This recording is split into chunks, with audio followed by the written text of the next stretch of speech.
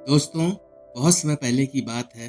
किसी जंगल में एक खरगोश अपने परिवार के साथ रहता था। खरगोश जहाँ रहता था, वहाँ आसपास बड़े जानवरों की संख्या ज़्यादा थी। खरगोश और उसका परिवार हमेशा इस बात से डरे हुए रहते थे कि कोई जानवर आकर उन्हें नुकसान न पहुँचा दे। उन्हें अपने घर के आसपास जरा भी हलचल सुनाई देती थी, तो वो झट से अपने बिल में छुप जाया करते थे। दूसरे जानवरों का डर उन पर इस कदर हावी था कि उनकी आहट भर सुनकर उनमें से कुछ खरगोशों की डर से मौत हो गई। यह सब देखकर खरगोश बड़ा परेशान रहता था।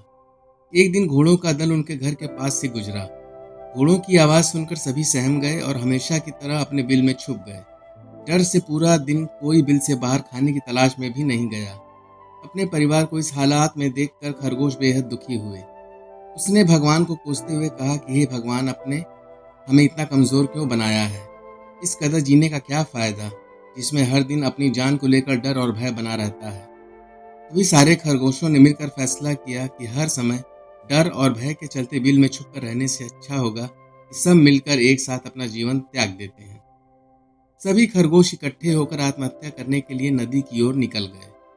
नियत समय पर खरगोश और उनका पूरा परिवार नदी के पास पहुंच गया। नदी के पास कई सारे चूहों के बिल थे। जब चूहों ने खरगोशों को आते देखा तो वो सभी डर गए और इधर उधर भागने लगे। कुछ चूहे बिल में घुस गए तो कुछ नदी में गिरकर मर गए। चारों तरफ अफरा तफरी का माहौल हो गया। ये पूरा वाकया देखकर खरगोश दंग रह गए।